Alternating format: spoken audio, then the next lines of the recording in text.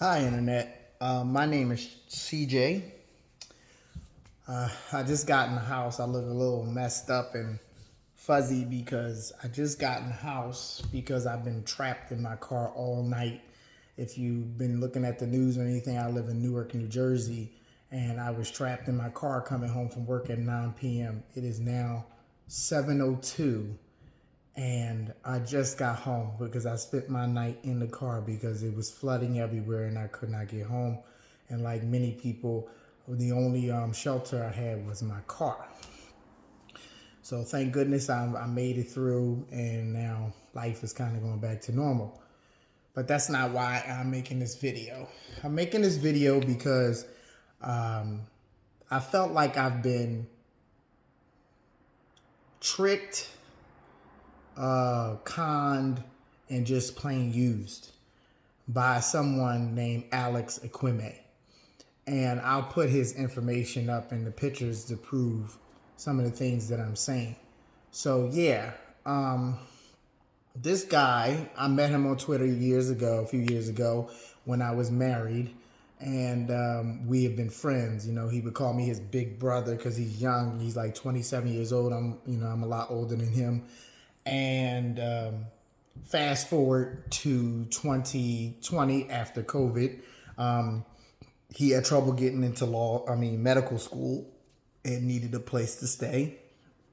So he finally got accepted to one here in New Jersey. And I said, oh, let's move in together because I was leaving my original apartment, that I had with my husband. My husband left me for one of our friends, but that's another story. So, yeah. So I moved in with Alex, and it seemed like everything was going to be going good. You know, everything was fair, 50-50. The apartment was missing a washer and dryer, so my landlord helped us get one. So we bought the washer and dryer. We said we're going to split it down the middle with monthly payments until it's paid off. And the agreement was one of us leaves, the other one would buy the other one out. And if one, like say both of us left, we would take the final cost of the wash and dryer out of the rent, and our landlord was fine with that because we would most likely not need the washer dryer combo that fits in the closet. So yeah, and we needed a couch. So I paid half of that. So fast forward again, shortly after we moved in, I was driving him everywhere, and then I told him, things were kind of going back to normal after COVID, and I told him I couldn't drive him around. Now, everywhere he needed to go was to the gym and maybe school, which both are no further than 2 miles, so he can Uber. I told him maybe you should buy a car if you can to get around, and that's it. I would go on trips and stuff like that, and he would say, oh, can I borrow your car? And I said, no, I'm sorry. It's not that I don't trust you. It's just that, my insurance does not cover another person. I can't afford that. So I don't want my car to be destroyed that I just finished paying off. And, if anybody knows about Newark, New Jersey, a lot of people drive here with no car insurance. And they drive very, very aggressive and crazy here. So, it was just a car crash on my block 2 weeks ago, and there's literally one every 2 weeks, and I'm on a major busy street. So after that, it seemed like his personality changed because I wouldn't let him use my car, and he was refusing to clean up stuff, straighten up. And I said to him, things are getting sloppy. He's always eating because he's also a bodybuilder like me, and his food mess, all kinds of stuff on our cabinets, refrigerator, fingerprints, food everywhere. So, we went back and forth on text and in person about what needs to get done. So what I tried to do was, try to do the sensible thing. What I did was let's put our names on this list where 1 week you do the living area and 1 week I do the bathroom, and we alternated, and we also took week turns taking out the trash. He said he agreed to that. So after a week, the first week, he didn't do his chores on Thursday like he said he promised to. He said because he was at school and everything like that, that he couldn't do it until the weekend. I said perfectly fine, as long as it gets done by Saturday, because Sunday is the next week. So the first week went by and he had to do the living area. He spot sweeped, I can tell. He didn't even use the vacuum that we had. And then he half behind mopped. He didn't dust off none of the windowsills, furniture, all that stuff, nothing. So this kept continuing, and then after like a month, he just stopped. He says, oh, well, you're not properly cleaning the bathroom, which is a lie. I was raised by a devout Catholic and a very, very strict Muslim from the Navy. I know how to clean. So it just kept snowballing. You know, he would monopolize the refrigerator. I wasn't able to put stuff in my freezer. You know, he was very rude. I did nothing but tiptoe around him because he would be here or at the dining room table during class, and I would try to be as quiet as possible. I basically lived in my room for a year. I basically was paying for an apartment. The only thing I was using was my room, barely the kitchen and the bathroom. So fast forward to a few days ago, because today is September the 2nd. So he sent me a nasty little text when I was out with my friends that I didn't properly clean the bathroom, which is a lie. And I confronted him. I have a video where I said, let's do this. And the reason you have to understand why I confronted him on video is because he is a liar. And I have to have proof of what he does. And I believe that he will try to cause a fight and then try to get me arrested, say that I hit him. That's never my intention. So I confronted him. I asked him things. He says, I want to talk on video. Let me give you a perception of this man. So he would go on Twitter, not saying my name, but saying my roommate is an ignorant, biased, misogynist pig, very ignorant. It's so stressful living with him. He's the type of guy that likes to say things that are woke, so he feels like, you know, he's such a nice person. He is not. Don't let it fool you. This man is a liar. He was living with a guy in San Jose, California, in the area where he used to live, and he was subletting the dude's room in the apartment. And the dude complained about the same things. The room's not being clean. He smells. He hangs up his dirty clothes in the closet, which he did here. I had several complaints from people from a gym that we both go to. The women said that he stunk so bad that they could not finish their cardio.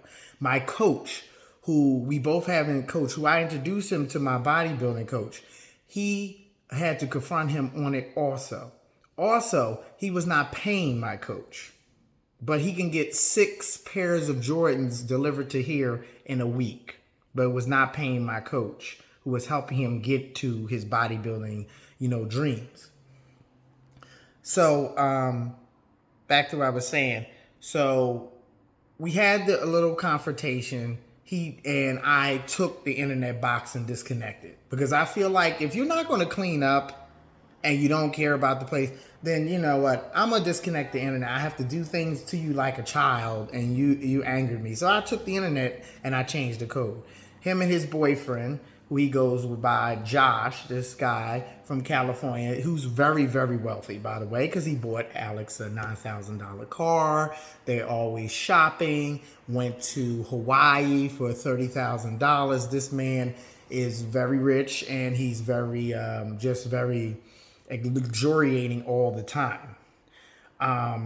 So yeah, you have Mr. Moneybags behind you, and I told him you could have got him made to clean up on your day.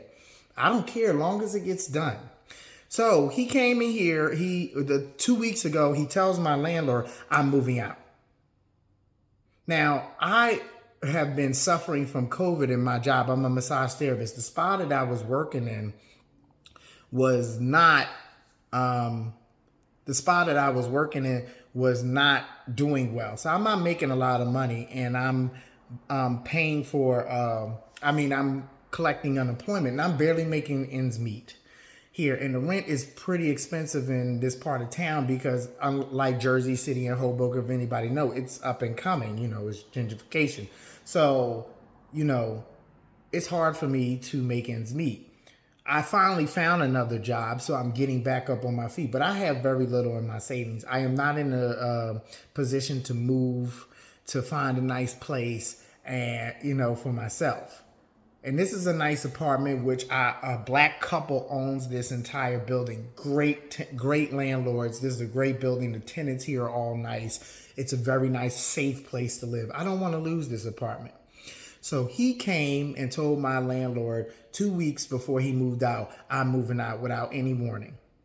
And he did this on purpose because he wanted to hurt me. So here I am trying to figure out, how can I get somebody in this room, or do I have to move? I'm originally from Philadelphia, so I have no family here. So if I fall, the only place I probably can go is back to Philly. I would lose my job because I can't commute from Philly to Jersey City, which is 2 hours away. And I'm just going to be lost. So he came in here, and this is what he did. He had movers. He took the couch that I paid $350 for, half of it. He took the dining room set, which is fine. I could have got a table. But this is the real bad thing. He took the washer and dryer that I paid half for. So this is the type of dude that I moved in with and had no intention. I had no idea that he was such a terrible person. This was his room, and he never mopped or cleaned it. Right when he left, he vacuumed it and walked out. The first day we moved here, he complained that his room was too small. And I did all the footwork looking for the apartment. He never helped. And that was the first thing. That's how I knew I had made a mistake. Also, this guy, he goes around calling me misogynist. Well, guess what? He claims to be bisexual, and he has sex. He's so proud to say it around gay men, I'm bisexual. I have sex with women. That makes him, I guess, more of a man. But he doesn't tell the women that he has sex with, that he has unprotected sex with strange men. And I've been there. I've even handed him condoms and say, you need to use a condom, buddy. You're not on PrEP, nothing. You're just having sex. We have these conversations. So, I am no misogynist. I believe in fairness for everybody. There's bad men, there's bad women, there's good men, and there's good women. That's the end of the subject. So, to let you know what type of person this is. So, Alex was dating his boyfriend, Josh. And his boyfriend, Josh, had a husband. Now, a lot of gay men have open relationships. I'm not judging you for that. But he was, he's the chocolate piece of dick. Ooh, sorry. And Josh is he wants his Mandingo dream. So, fair exchange, I guess, Josh's money and Alex's body. So, so Josh's husband had mental problems, and he asked Josh, because these are the words from Alex, asked Josh to stop seeing Alex. He didn't. So, unfortunately, a terrible thing happened. Josh's husband committed suicide. Now, I lied to you not, people. 3 days later, I said two because I just woke up. 3 days later, they were calling each other boyfriends and boo. And a week later, he was meeting Josh's parents. Josh's husband has not been in the grave for not even a week.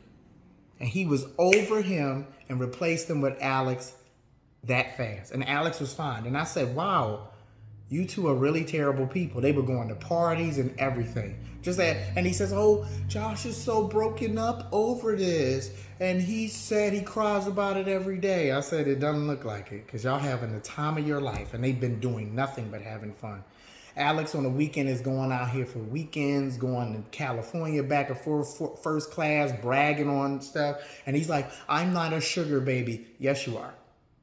Yes, you are. He literally had 3 pairs of shoes and wore the same 5 pairs of clothes. And he didn't even wash. We were here for a year, and I barely would see him wash his clothes once a week. He would literally hang up his gym clothes in the coat closet after he wears them, and then would put them on the next day. He would smell terrible. I remember it was so bad one day, I told him, you make my car stink. Nothing. He don't care. Still do it. I literally never seen. The only time I seen him wash a lot was the week before he moved out of here. And I found that out through my landlord because she thought I was moving out too. And he broke the contract, so he had to pay another month. So I'm out. He's got me for over $800 plus rent.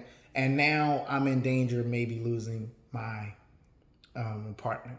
I'm doing my best here, internet. I'm a black man, black gay man in America with so much prejudice against me. I have no college education, and I am doing my best. I've been filling out applications to get better jobs because a lot of people are hiring. I got a better job with more money, but I'm doing the same thing. I would like to do something different with more money, but I'm working on it. I am not trying to get rich. Actually, I'm ashamed because I am a very independent man. I am ashamed that I have to come on GoFundMe, like to ask for some help, but I am just trapped and I don't know what to do. Hopefully in a month or two, I might get somebody in here and I'm gonna have to do a lot of overtime and stuff and some odd jobs maybe to make ends meet to keep this place. But please, thank you for listening if you made it to the end of this video, because it's just terrible. I did nothing but try to help him and be his friend when he was crying on the phone. I'll never get into medical school like my friends, yada, yada. And I said, hold on, don't worry, the right school will get you. And it happened to be down the street at Seton Hall. And I happened to live here. So I helped him out. And he was calling me all big brother and all this other stuff. And all I did was look out for him. I drove him around, didn't ask him for a dime. He didn't give me a dime, almost a dime of gas for tolls or gas. And there's a lot of tolls right here in Jersey. And again, I was on unemployment. He has all his loans. He has a rich man in his pocket. I don't have these things. I have some people that help me when they can. Don't get me wrong. But it's not their job to do that. And it's not for me to lean on people. I'm a grown man. I have to do for myself. So again, I humbly ask you, if you find it in your heart to just give me something and help me, I will spread this goodness to other people. I'm the type of man that will pick somebody up when they fall. I'm the type of guy that gives roses to every woman at my job during Valentine's Day that didn't have a Valentine's Day. I'm the kind of guy that will go in my pocket and take $5, $10, sometimes $20 and give it to a homeless person because I see they are starving. I am not like this. I am not what he says. And he will tell you all these lies about this. I'm a terrible person, yada, yada, like he did that guy in California and probably caused him to lose his job, his apartment, when he did him a favor when he had nowhere to live. So don't listen to this man. If you know Alexander Aquime, stay far away from him because he has a nice smile and he tries to look cute and, trick you with that. But he's a con artist and he's a liar and he's only friends with you for the look or some other benefit of his. And when that runs out, he makes it look like you're the bad guy and runs away. Bad mouthing people on internet, totally lying. The dude is a liar and he's a narcissist. But anyway, thank you for listening. I hope everybody's safe out there. Live long and prosper.